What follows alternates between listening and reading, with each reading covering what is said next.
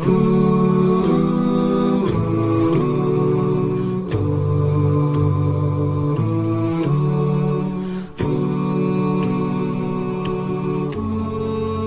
لله رب العالمين والعاقبة للمتقين ولا عدوان إلا على الظالمين وأشهد أن لا إله إلا الله وحده لا شريك له وأشهد أن سيدنا ونبينا محمدا عبد الله ورسوله وصفيه وخليله وخيرته من خلقه أجمعين فصلوات ربي وسلامه على هذا النبي الكريم وعلى آله وأصحابه ومن دعا بدعوته واستنى بسنته إلى يوم الدين أما بعد يقول الله تبارك وتعالى بسم الله الرحمن الرحيم واخفض لهما جناح الذل من الرحمة وقل رب ارحمهما كما ربياني صغيرا.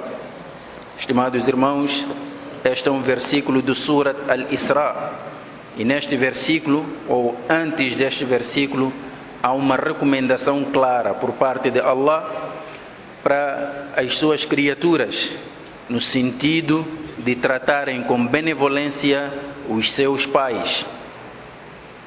Logo a seguir vem este versículo, e aqui Allah subhanahu wa ta'ala diz وَاخْفِضْ لَهُمَا جَنَاحَ الذُّلِّ مِنَ الرَّحْمَةِ.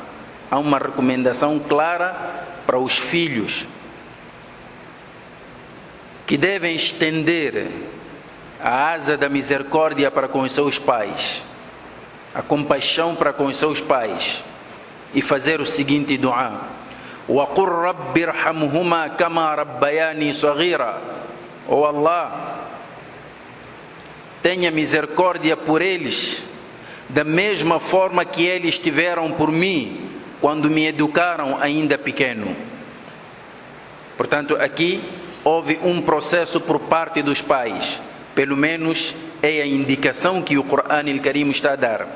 Os pais devem se preocupar em proporcionar uma educação aos seus filhos desde a tenra idade, desde a infância, para este filho depois também poder fazer o dua para os pais. Irhamhuma, ser misericordioso para com eles. Kama rabbayani saghira, do mesmo modo que eles educaram-me ainda pequeno. Então, a pergunta que nós colocamos aqui, estimados irmãos, é: será que os pais, nos dias que correm, tomam em consideração esta orientação divina de educarem seus filhos desde a tenra idade? A situação que estamos a viver hoje mostra claramente que temos um déficit, mas muito grande, nesta área. Não é por acaso que todos os setores da sociedade hoje clamam pela ausência da moral, pela ausência de educação nos filhos.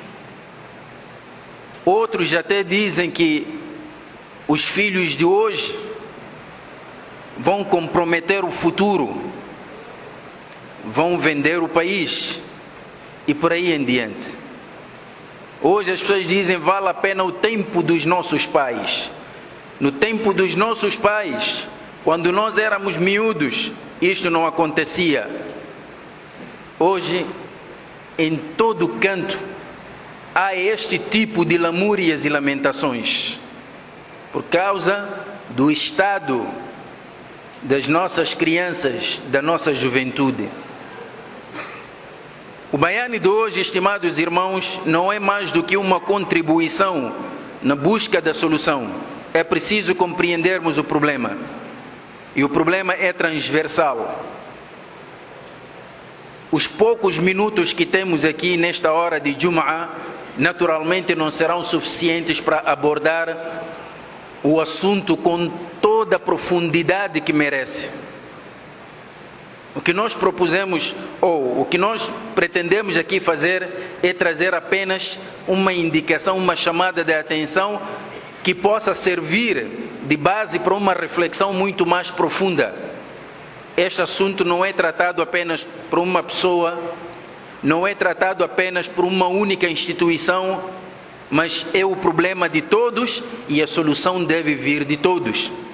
E nós muçulmanos, alhamdulillah, temos o livro do nosso Criador como a nossa referência nesse processo. O que é que este Coran nos diz?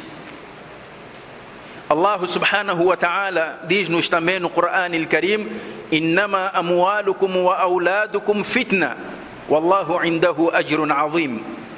Na verdade, os vossos bens e os vossos filhos são uma tentação para vós. É fitna, tentação. Como é que um filho pode ser tentação?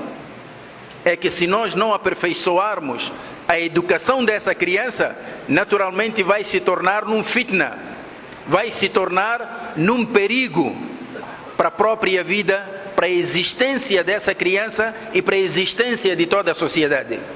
Nesse sentido, constitui fitna. Num outro versículo, Allah subhanahu wa ta'ala diz: Ya ayyuhalladhina amanu qu anfusakum wa ahlikum nara wa quduha an-nasu wal hijara. Ó fiéis, precavei-vos do fogo do inferno, não só vós, as vossas pessoas, não, precavei-vos e com as vossas famílias, vossos filhos. É preciso criar condições para que os nossos filhos amanhã não sejam lenha para o inferno. Como é que se faz isso? Temos o Coran al-Karim como um livro de referência. Estimados irmãos, o Nabi sallallahu alaihi wasallam, certa vez, veio um homem e perguntou, disse: Ya Rasulallah, man ahaqqu an-nas bi husni sahabati? Qual é a pessoa a quem eu devo estender a minha benevolência em primeira instância? A pessoa que mais merece a minha benevolência, quem é? O Nabi sallallahu alaihi wasallam disse: Ummuk, a tua mãe. A pessoa voltou a perguntar: Thumma man? Depois da minha mãe, quem é? O Nabi voltou a responder: Ummuk, a tua mãe. Disse: Ya Rasulallah, thumma man? Depois quem é? Depois da minha mãe. Pela terceira vez o Nabi disse: Ummuk, a tua mãe. A pessoa voltou a fazer a pergunta pela quarta vez e disse: Thumma man? Depois quem? O Nabi então respondeu e disse: Abuk, teu pai. A pessoa está a perguntar: quem é a pessoa que merece mais a minha benevolência? O Nabi disse: sua mãe. Depois quem? Sua mãe. Depois quem? Sua mãe. Depois, seu pai. O Nabi apontou para a mãe 3 vezes. Por que acham que ela tem este privilégio? Aqui, naturalmente, qualquer mãe sente-se privilegiada. Afinal, eu fui mencionada no hadith 3 vezes. Estás a ouvir, meu filho? Estimada irmã, quando há este tipo de prestígio, significa que o papel que tens que desempenhar é crucial. Será que as mães fizeram tanto para merecer este prestígio? Estimados irmãos, nós sabemos que a educação de uma criança naturalmente parte da família. E a família é a primeira célula onde a criança vai aprender valores morais. A partir da família, a criança adquire formas de como avaliar a vida à sua volta. Esta criança, quando vai à escola, a maneira como olha para o professor reflete a educação que recebeu de casa. A maneira como seleciona os seus amigos e colegas reflete a educação que recebeu em casa. Ele vai lidar com os seus amigos da mesma forma que lida com os seus familiares em casa. Aqui está a importância da família. É preciso preparar o ninho para receber um ser humano que será uma responsabilidade que Allah subhanahu wa ta'ala está a nos confiar. Nos dias que correm, naturalmente as coisas não acontecem assim. Houve tempos, e os nossos pais, nossos avós são testemunhas. Um jovem, para tomar a decisão de casar, era um assunto muito importante e envolvia toda a família. Hoje casa-se de qualquer maneira, sem preparação nenhuma. Conheceram-se no Facebook, surgiu o casamento. Qual é o conselho que vai adquirir aí? Mesmo para ter filho, tanto a mulher como o homem, era uma coisa de grande responsabilidade. Hoje as pessoas nascem de qualquer maneira. Tanto que até algumas mulheres dizem que, olha, eu não me interessa casar, só basta ter o meu filho só para ter companhia, acabou. Até o filho entrou nas nossas equações financeiras. Eu preciso urgentemente engatar alguém. Basta ter filho, com esse pronto, esse filho vai garantir todas as contas lá em casa. Chegamos a este ponto de pensar assim. Mas nós vamos avançar mais um pouco. Estimados irmãos, a responsabilidade de uma mãe para com seu filho começa muito cedo, quando ela está grávida. Naturalmente até pode se estender mais o tempo. Começa na escolha do parceiro. A responsabilidade.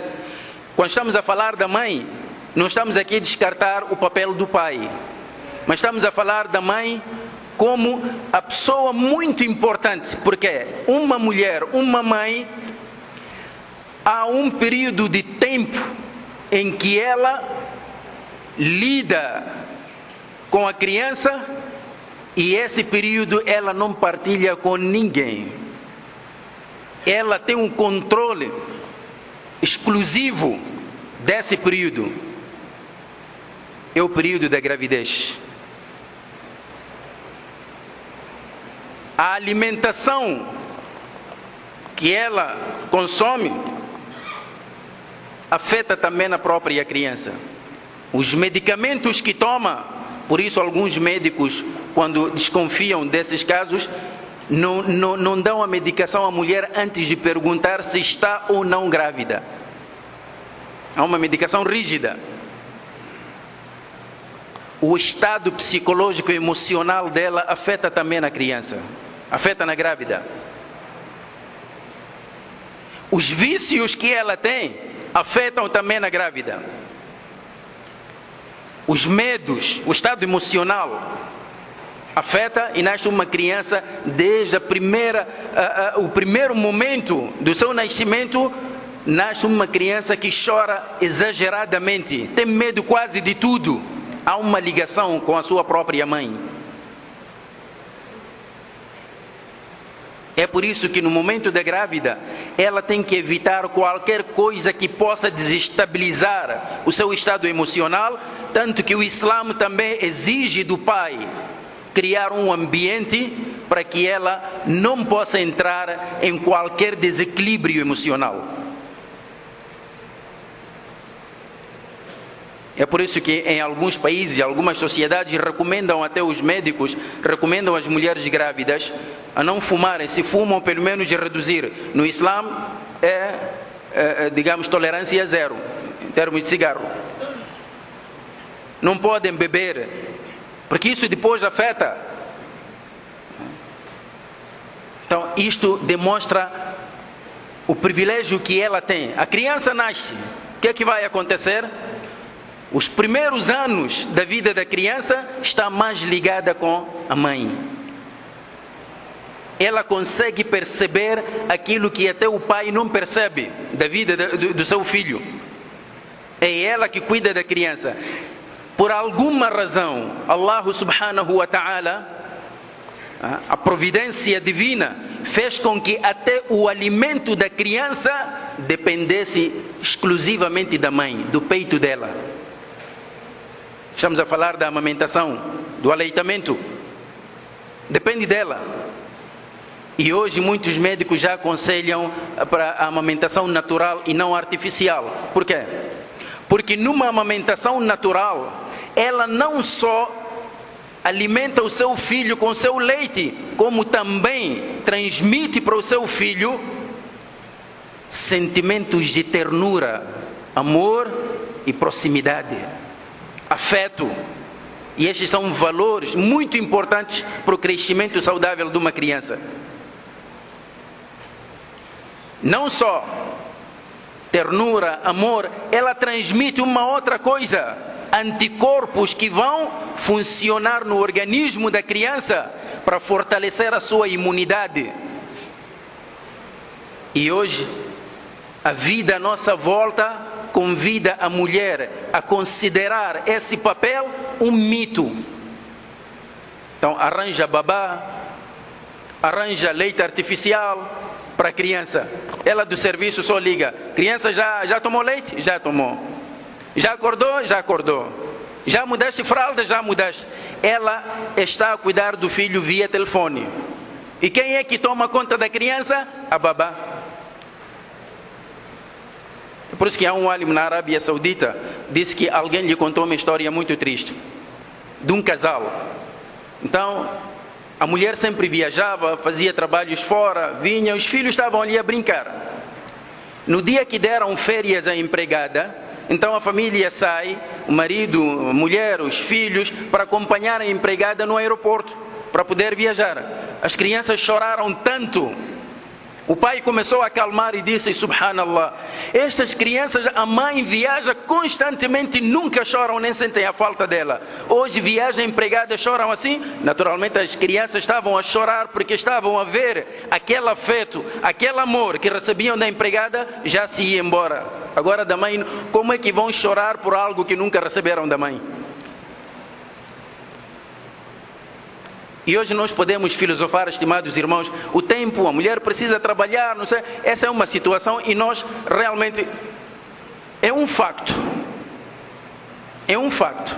Mas alguma coisa deve ser feita para mudar essa situação. Para mudar. Então, estimados irmãos, depois a criança vai crescendo, vai à escola. A mãe está mais tempo com a criança, até conhece os detalhes sobre os filhos. Sabe, a mãe tem a capacidade de perceber até os problemas que afetam o filho mais do que o pai.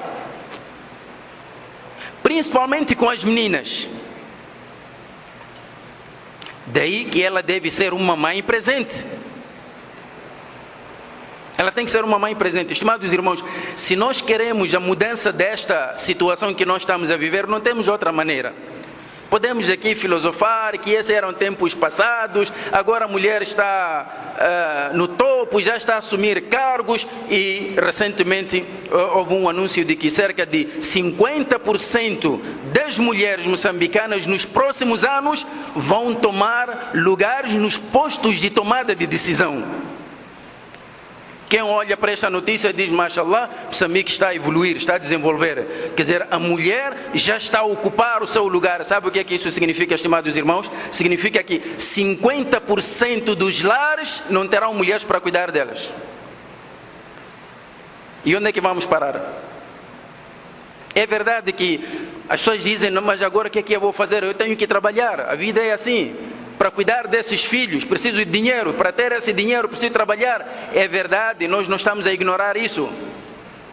Mas o que é que adianta lutarmos tanto para empregos, para dinheiro, quando estamos a comprometer as futuras gerações? Isso não tem reparação, estimados irmãos. Porque ser humano não entra numa oficina. Não tem assessores. A perna que Allah te deu é aquela até Yawm al-Qiyamah. Então, estes valores, quando a criança não aprende dentro de casa, então ele vai, lá fora, vai constituir um perigo para toda a sociedade. Estimados irmãos, há coisas que entraram nas nossas casas via modas e por aí em diante. Esta ligação que a mãe deve ter com, principalmente as filhas. É muito perigoso a filha encontrar um vazio e um abismo entre ela e a própria mãe. Porque encontra uma mãe que não tem tempo e ela está ali. E quando começa a entrar para a fase da adolescência, é uma miúda que está a entrar para a fase da adolescência, dentro dela há muitas curiosidades, há muitos desejos. E a sociedade à volta dela é uma sociedade violenta que lhe convida para a corrupção. Se ela não encontra bases sólidas dentro de casa, onde é que vai preencher esse vazio emocional que ela sente? Se não é nas revistas, se não é nos programas televisivos perversos, vai encontrar no ambiente da escola onde não há controle. Estimados irmãos, este assunto é sério. O Islã recomendou que a base da educação fosse o Islã. Para um muçulmano, a base da educação é o Islã. É verdade que as pessoas dizem assim que, olha, mas meus filhos, logo que nasceram, levei a madraça. Estudam, conhecem dua, mashallah. Estimados irmãos, não estamos a dizer que as pessoas não vão à madraça. Não estamos a dizer que as pessoas não conhecem o Islã. Estamos a dizer simplesmente que muitos de nós não teve o Islã como base de educação. Não teve o Islã como referência para a moldagem do comportamento. O Islã para nós é uma tradição só. Vai à madraça, aprende dua, mashallah, conhece aquele hadith, acabou. Mas o seu dia a dia não é guiado pelo Islã. É guiado por novelas, é guiado por muita coisa.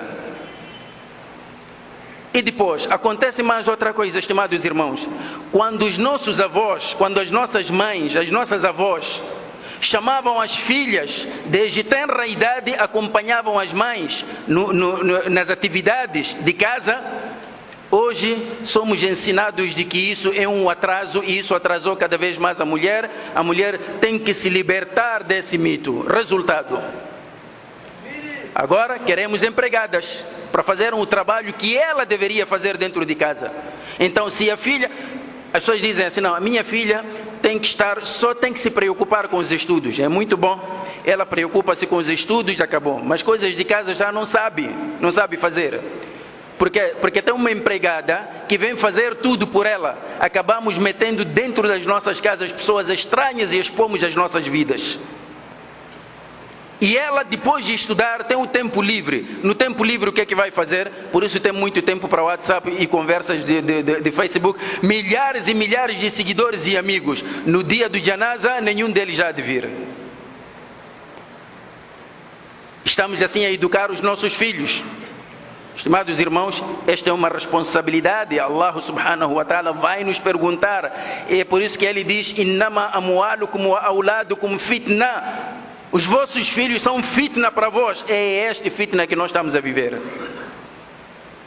Já perdemos o controle. A criança aprende em casa valores que depois a escola vai destruir. Aprende na escola valores que depois a sociedade vai destruir. E a criança cresce com este dualismo. E estas contradições todas. Já não sabe o que segue. Então voltamos para dentro das nossas casas. A criança dentro de casa, principalmente as meninas. Há certos aspectos que devemos prestar muita atenção, estimados irmãos. Dentro das nossas casas, estimados irmãos. O que é que as nossas filhas fazem? O que é que os nossos filhos fazem? É preciso ensinar os filhos a serem organizados. Organizarem as suas pertences nos seus quartos, dentro de casa, ensinar. Porque uma criança que aprende a desordem e vive a desordem, passa a ter também desordem na maneira como pensa. E esta criança cá fora também irá refletir essa desordem. Não sabe arrumar cama, não sabe receber hóspedes, não sabe quando é que deve sentar com os hóspedes e quando é que não deve, não sabe quando é que deve abrir a boca para falar e quando é que não deve. Você está a conversar com um adulto, simplesmente uma criança vem perturbar a conversa. E hoje temos uma maneira, um conceito de educação muito estranho, em que mesmo tratando de um assunto importante, uma criança pode vir e acabar com toda essa conversa. E o pai ou a mãe diz: olha, esta criança é assim mesmo, sabe, não regula bem. Porque não se pode impedir nada. Antigamente até havia hora para crianças dormirem. Hoje até às 23 horas, meia-noite, põe ele com os olhos bem abertos. Não dorme. Às 23 horas, está a exigir para que a mãe lhe dê o tablet. Porque quer jogar. Você pergunta: meu filho, você é morcego? Naturalmente, esta criança nunca vai aprender a acordar na hora do al-fajr.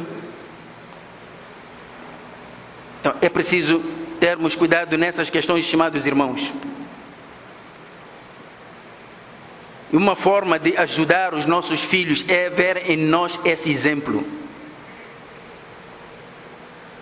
Estimados irmãos, o Nabi sallallahu alaihi wasallam, quando diz: muru auladakum lis-salati wa hum abna'u sab'in, ordenem vossos filhos fazerem salat aos 7 anos. E hoje você está a ensinar o seu filho a fazer salat aos 15 anos, ainda dentro da família vai aparecer alguém que vai te dizer assim: olha, não pode ser tão radical, ainda é criança. Se com aquela idade não posso ensinar o salat, vou ensinar o quê? Estimados irmãos, há muitas formas que o Islã nos dá para nos ensinar como educarmos os nossos filhos, porque é uma responsabilidade. E nós, no dia do juízo final, vamos responder por isso. Para mudarmos esta sociedade, temos que partir de nossas casas. Temos que mudar a nossa maneira de encarar as coisas. A própria mãe deve encarar esta tarefa de educação de forma séria. Ela tem que ter essa vontade de educar os seus filhos. Essa é a prioridade dela. Agora, se ela não está interessada em educar, naturalmente ninguém vai fazer isso por ela. Muita gente, quando ouve a questão do dini ou regras em casa, pensa que a educação só se resume em proibir, autorizar. Proibir, autorizar. Estimados irmãos, há uma grande diferença entre uma pessoa que castiga o filho porque não fez salat e aquele que incute no filho o amor pelo salat. Nós queremos este conceito vasto de educação.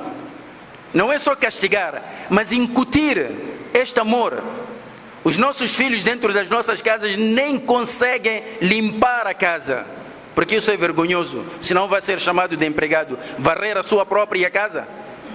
Como maltrata os filhos dele? Porque apanhou os miúdos, foram comprar pão na padaria. E qual é o problema? Então, é preciso ver essa questão, estimados irmãos. Ensinar, conferir-lhes esta responsabilidade para ver como é que eles vão agir e a partir daí orientar. Então não é só questão de castigar ou não castigar, não, mas incutir neles o amor pelo salat, o amor pela organização, o amor pelo respeito.